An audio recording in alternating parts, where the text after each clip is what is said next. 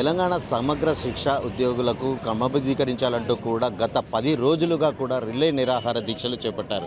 ప్రస్తుతం కరీంనగర్ జిల్లా కేంద్రంలోని కలెక్టరేట్ వద్ద వాళ్ళంతా కూడా ఒక ఆందోళన వ్యక్తం చేస్తున్నారు. రోజుకొక పద్ధతిలో వినూత్నంగా కూడా వాళ్ళు తమ నిరసనను తెలియజేస్తున్నారు. అసలు వాళ్ళ సమస్యలు ఏంటి, వాళ్ళు ప్రభుత్వాన్ని ఏం కోరుతున్నారో వారితో మాట్లాడదాం.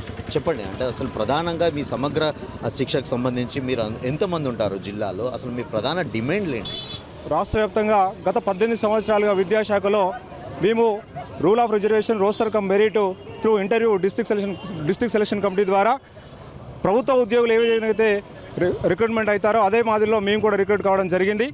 గత సంవత్సరము ప్రతిపక్షంలో ఉన్నటువంటి రేవంత్ రెడ్డి గారు ఆ రోజు కూడా ప్రభుత్వంలో కూడా మేము ఇదే మాదిరిగా నిరోధక సమ్మె చేస్తున్నటువంటి సందర్భంలో ఏకశిలా పార్కుకు నిరోధక సమ్మె శిబిరానికి సందర్శించి ఖచ్చితంగా కాంగ్రెస్ రాష్ట్ర ప్రభుత్వం వస్తుంది, మీ నియామకం చేపట్టిందే మేము, తప్పకుండా కాంగ్రెస్ ప్రభుత్వం వచ్చిన తర్వాత మిమ్మల్ని సగౌరవంగా మీ యొక్క సంఘ నాయకులందరినీ కూడా సచివాలయం పిలుచుకొని తాగే లోపల తప్పకుండా మిమ్మల్ని అందరినీ కూడా రెగ్యులర్ చేస్తామని మాట ఇవ్వడం జరిగింది. మా అక్క చెల్లెళ్ళు కూడా రాష్ట్ర ప్రభుత్వం రావడానికి పొద్దున ఒక గంట సాయంత్రం ఒక గంట పనిచేయండి, తప్పకుండా మన ప్రభుత్వం వస్తుంది, రాష్ట్ర ప్రభుత్వం వచ్చిన 100 రోజులలో తప్పకుండా మీకు న్యాయం చేస్తామని చెప్పడం జరిగింది. ఆ రోజు నుంచి ఈ రోజు వరకు కూడా దాదాపుగా ఈరోజు 11వ రోజు రాష్ట్ర కమిటీ పిలుపు మేరకు ఈరోజు అన్ని కలెక్టరేట్ల ముందు 11వ రోజు నిరోధక సమ్మె కొనసాగుతుంది. రాష్ట్ర ప్రభుత్వానికి నిన్న అసెంబ్లీ సమావేశాలు జరుగుతుండే కూడా రాష్ట్ర ప్రభుత్వం అక్కడ సమస్యలను కూడా చర్చిస్తున్న సందర్భంలో కూడా రాష్ట్ర ప్రభుత్వం స్పందించకపోవడం చాలా దారుణం అనిపిస్తుంది.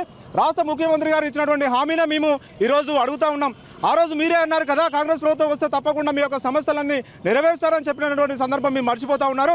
దయచేసి రాజకీయ నాయకులు మీరు ఇచ్చినటువంటి మాటను మేము అడుగుతున్నాం కాబట్టి మీరు ఇచ్చినటువంటి మాటను నిలబెట్టుకోవాలని మేము మీడియా ద్వారా కోరుతా ఉన్నాం.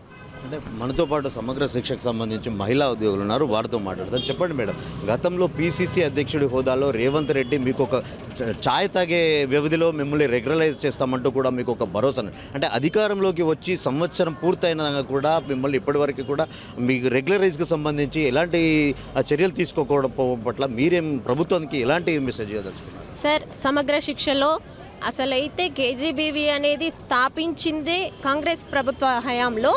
అలాంటి కాంగ్రెస్ ప్రభుత్వం వచ్చిన తర్వాత కూడా సీఎం సార్ ఇచ్చినటువంటి హామీని నెరవేర్చుకోకుండా ఇంకా డిలే చేయడం మాకు చాలా బాధాకరంగా ఉంది. ఏదైతే తను గత ప్రభుత్వము ఉన్నప్పుడు ఇచ్చిన హామీ అనేది మాకు ఇప్పుడు ప్రస్తుతానికి ఖచ్చితంగా సార్ ఇవ్వాలనే కోరుకుంటున్నాము. పొన్నం ప్రభాకర్ సార్ హయాంలో ఎంపీగా ఉన్నప్పుడు శిలాఫలకాలు అనేటివి వేశారు. సో వారు కూడా ఇంతవరకు స్పందించారు, కానీ దీన్ని సీఎం గారి దృష్టికి ఇంకా కొంచెం ఈ కేబినెట్ సమావేశాలు ముగిసే లోపు మాకు ఏదో ఒక శుభవార్త అందించాలని మేము కోరుకుంటున్నాం సార్.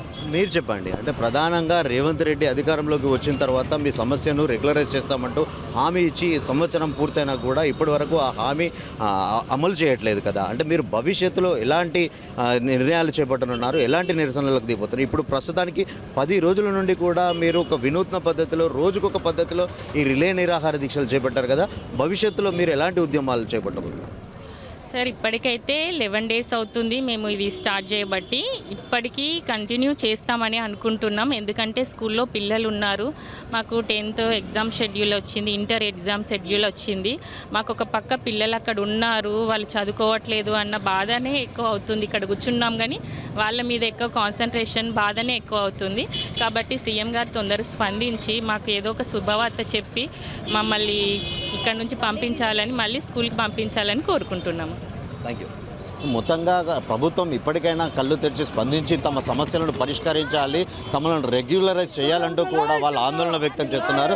విద్యార్థుల భవిష్యత్తును దృష్టిలో పెట్టుకుని అయినా తమ సమస్యకు పరిష్కారం చూపించాల్సిందిగా కూడా వాళ్ళు డిమాండ్ చేస్తున్నారు. కెమెరా పర్సన్ గంగరాజుతో శ్రీకాంత్, మైత్రి ఛానల్, కరీంనగర్.